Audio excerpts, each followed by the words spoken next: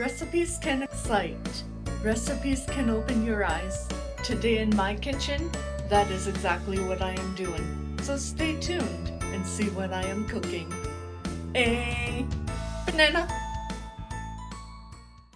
Hey guys, today in my kitchen we are making something a little bit more different. We're gonna start off with a simple pie crust that is foolproof. You'll absolutely enjoy it.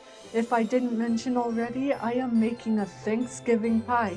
So rather than having sandwiches with those leftovers, try this out. So come on in, welcome to my kitchen, and let's see what I am baking. You will need all-purpose flour, salted butter, a little bit of sugar, some salt, and about 1/4 cup of cold water. So let's get started. Start by grabbing a medium or large bowl. If you're doing 2 pie crusts, I would do a larger bowl. If you're just doing one, I would use a smaller one. If you don't have a pastry blender kind of like this, you can use a fork or your fingers. A little tip when it comes to keeping the butter cold, if you're using your fingers, is to run your hands under super cold water. That way they're not hot when they touch the butter and you won't have to worry about heating the butter up too much.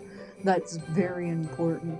To start the pie crust for this recipe, we are going to add 1.5 cups all-purpose flour,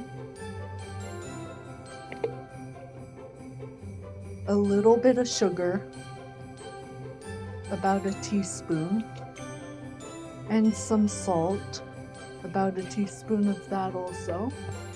And we're just going to give this a nice little mix to incorporate everything, and I'll show you what you need to do to bring this all together. By the way, if you want to make this pie crust in advance, you totally can. It sits well in the fridge for a good couple of days. Now, we are just going to measure out 1/2 cup of butter.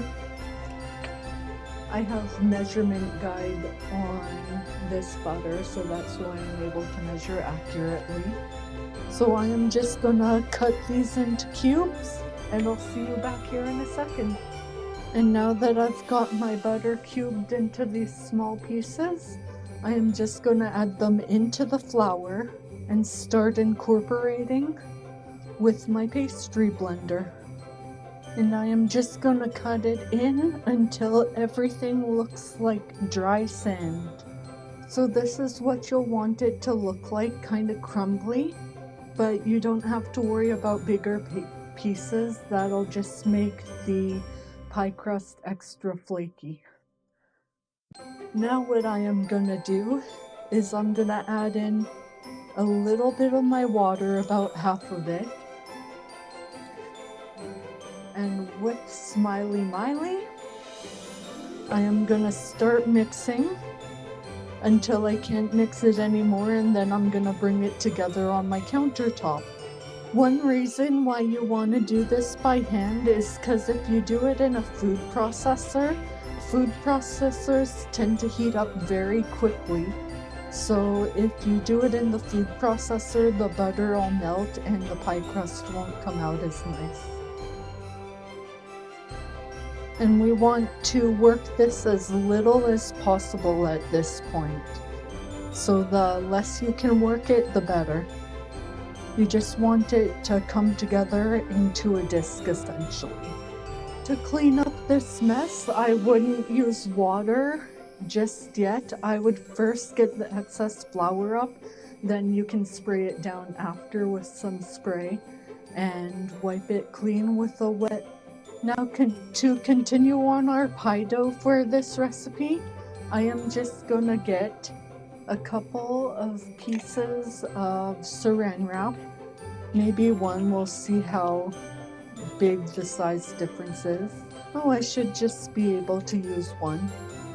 So I'm gonna get a piece of saran wrap or plastic wrap, and I am simply just gonna wrap this up, and I'm gonna put this in the fridge. So I'll take this to my fridge now. It's ideal that it chills for about 2 hours.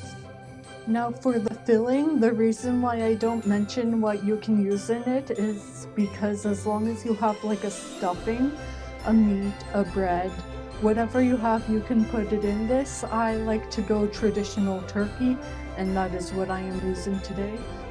And we'll just start combining everything if you don't have a gravy or a cranberry sauce. So what I have here is a bread stuffing. Here I have a type of veg. In my case it's Brussels sprouts, but you can use any veg. Then I have some mashed potatoes. I know it's getting a bit weird, but trust me, this is gonna be so good because I've tried it before. And then I have some chicken or turkey, or you can even use beef or pork in this case. Now we are just gonna simply chop it up, not stuff it up, chop it up. So if you are wondering the amounts I put in as much veg as I want, but usually about a cup of veg, about a cup and a half of stuffing, and a cup of chicken.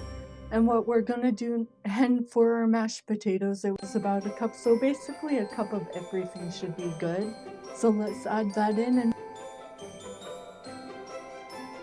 so I'm just gonna give this a good old mix. I might consider doing another recipe using Thanksgiving or Christmas leftovers, but I'll have to decide in a bit what I want that to be. So stay tuned in case I do that. Looks like this has enough moisture in it. You kind of want it to be like a bread pudding consistency, maybe even a bit wetter. If you're not sure if it's wet enough, you can always add a little bit more. So once our pie crust has finished chilling, I'll show you what to do after that. Now that our pie dough has rested, we're gonna start by flouring our surface. And we're simply just gonna roll the pie pastry out until there's enough of a overhang on our pie dish. So you want it to be around maybe there. You also want to make sure to flour your rolling pin. So just take our cooking spray and we're going to spray all over the pie dish.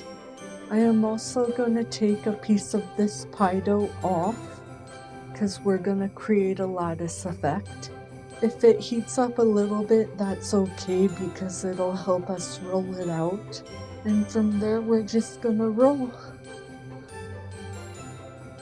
doing quarter turns in between. If your pie dough ever starts to stick to your rolling pin, just reflour it. And now I'm just gonna check that it's about an inch around my pie plate, which it is. And I am simply just gonna take my rolling pin and I'm gonna roll the dough in the rolling pin to make for easy transfer. So simply to do the lattice, we are gonna roll out our second piece of pie dough and we're going to roll it to about the size of the round part of the pie dish. Now that I am getting closer to needing to bake off my pie, I am gonna preheat my oven to 350. And now that we have the second pie crust to the size of our round pan, we're just going to simply cut this into strips. Bench scrape should work easier. And now that I've got my pie filling, all I am going to do is fill this up with my pie filling, and we will work on our lattice next. So now that we have our pie strips ready to go, I just simply put the smaller ones in the corners just so we don't waste them. And I'm gonna press one side of the longer strips into the pie dough. And what I am going to do is I'm gonna fold them until they're about an inch from the closest strip. And then I am gonna layer one piece right here. And then I'm just gonna bring it down another inch, lay another piece down. So I have a couple of pie crust that didn't quite have the full amount of crust. So I am just gonna simply fix that by covering it up with our spare pieces, just like so. Make sure to seal it together, and I'll show you how to crimp the edges after. So simply to crimp the edges, I am just gonna stretch and fold the pastry onto itself. Yeah, I don't think I'm gonna have enough overhang, but essentially, if you want to crimp it, just take 2 fingers like that and take your thumb and press in between. So kind of like that. So simply all I am going to do, since I don't have enough overhang, is I am just going to press down with a fork. So to avoid having a burnt crust, I am just simply going to do an egg wash, which is water and 1 egg. And then we are going to whisk up our egg, is egg wash the edge of the pie and all the lattices. Now to bake this, I am simply just going to put this over a sheet pan, just in case it decides to spill over. And I am going to bake it in my oven for about 20 to 30 minutes.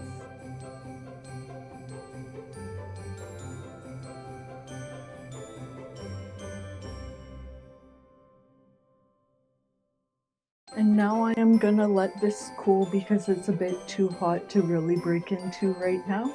And once it's cooled off, I'm gonna have a taste test. Now let's have a try up.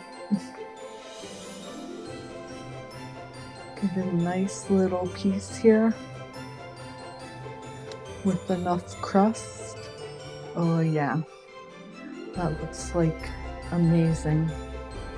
If you have a bit of extra gravy, you can always add it here, but I don't because I used mine up.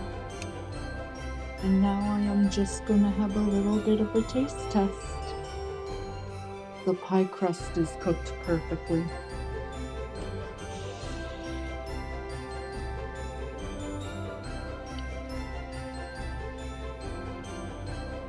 Go make this. And that is it for my Thanksgiving or holiday pie, as I like to call it. So simple and easy to make. You don't have to worry about having sandwiches, which is even better. I decided I'm gonna make another leftover recipe next week, so stay tuned for that. And until next time, a banana. Hey, thank you so much for watching. If you want to see more content like this, please don't hesitate to like, share, and subscribe. I really appreciate it, and I hope to see you next time. A banana.